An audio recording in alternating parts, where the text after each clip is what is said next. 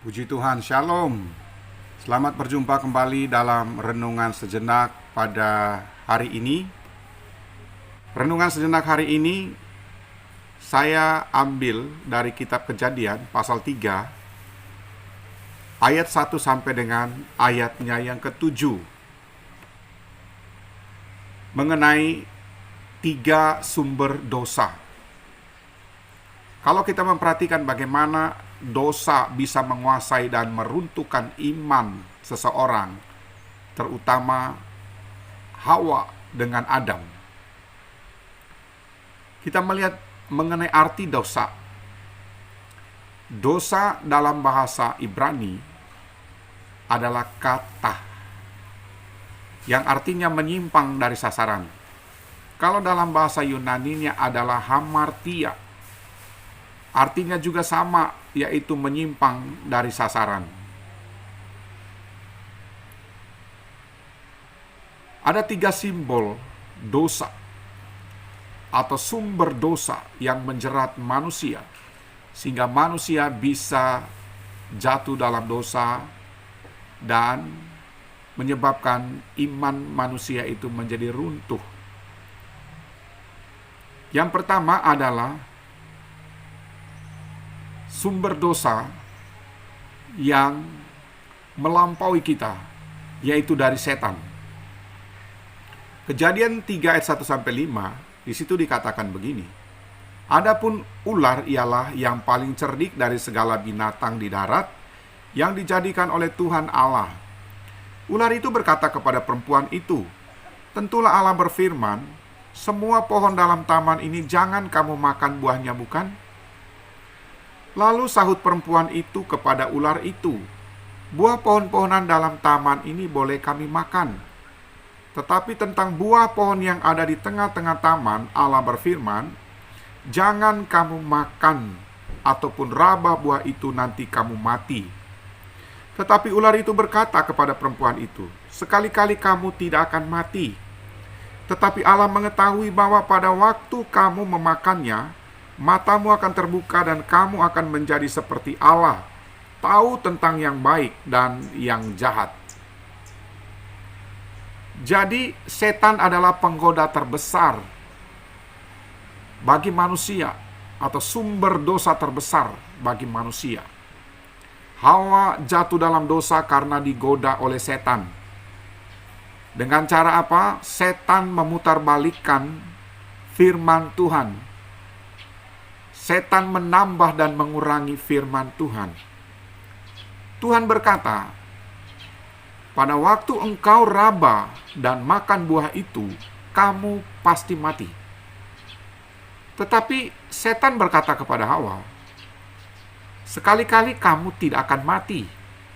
Justru kamu akan menjadi seperti Allah." Dan kalau kita perhatikan bahwa Hawa lebih mendengar dan melakukan apa kata setan ketimbang mendengar dan melakukan apa kata Tuhan. Ingat, setan itu adalah pendusta.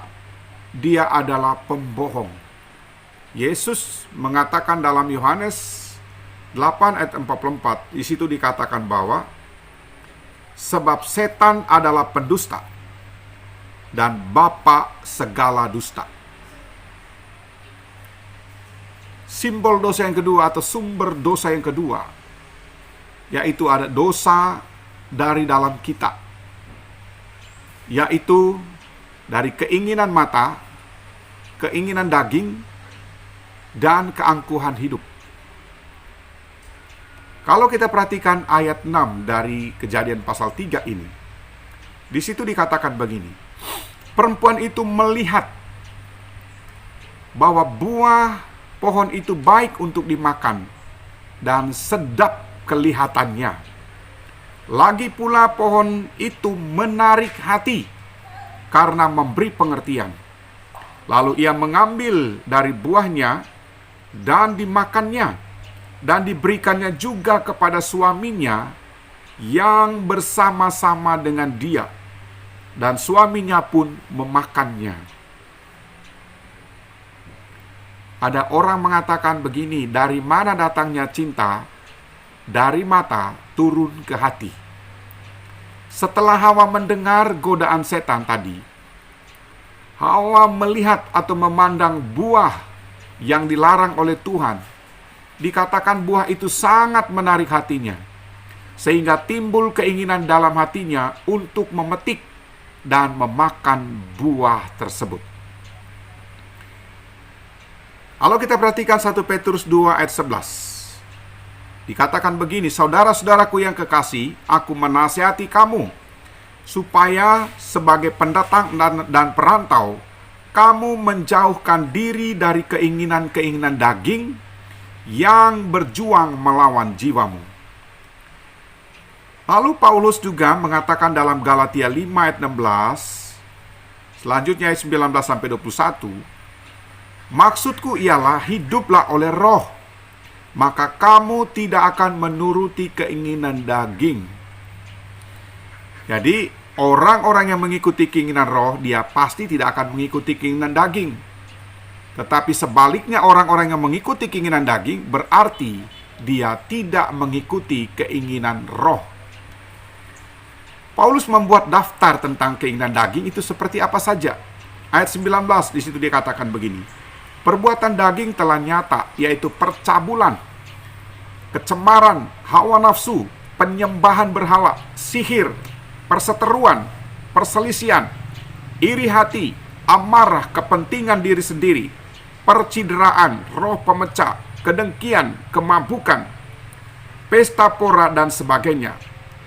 Terhadap semuanya itu kuperingatkan kamu seperti yang telah kubuat dahulu, bahwa barang siapa melakukan hal-hal yang demikian, ia tidak akan mendapat bagian dalam kerajaan Allah.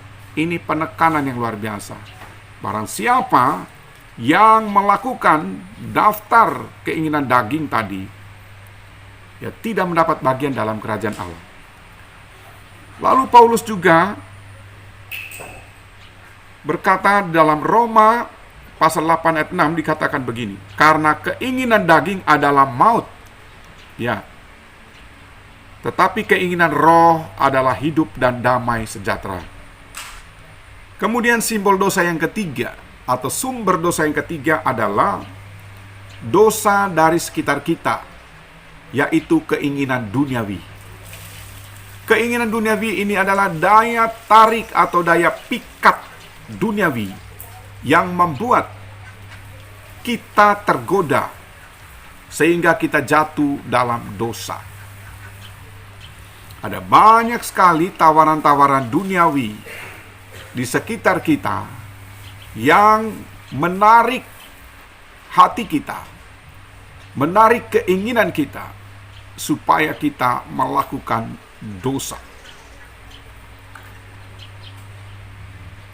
Saya akan bacakan 1 Yohanes 2 ayat 16-17. Di situ dikatakan begini, sebab semua yang ada dalam dunia, yaitu keinginan daging, keinginan mata, serta keangkuhan hidup, bukanlah berasal dari Allah, melainkan dari dunia.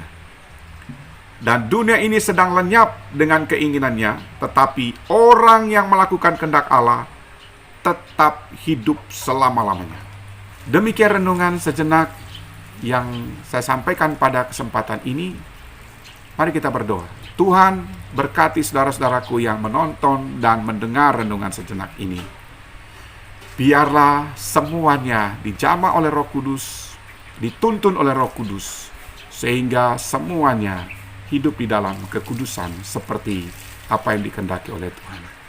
Di dalam nama Tuhan Yesus Kristus, berkati saudara-saudara kami ini, yang sakit disembuhkan, yang lemah dikuatkan oleh Tuhan, yang terikat dengan kuasa dosa, kebiasaan-kebiasaan buruk, semua dilepaskan, dibebaskan di dalam nama Yesus. Haleluya. Amin. Selamat beraktivitas. Tuhan menyertai dan memberkati Bapak Ibu Saudara sekalian. Amin.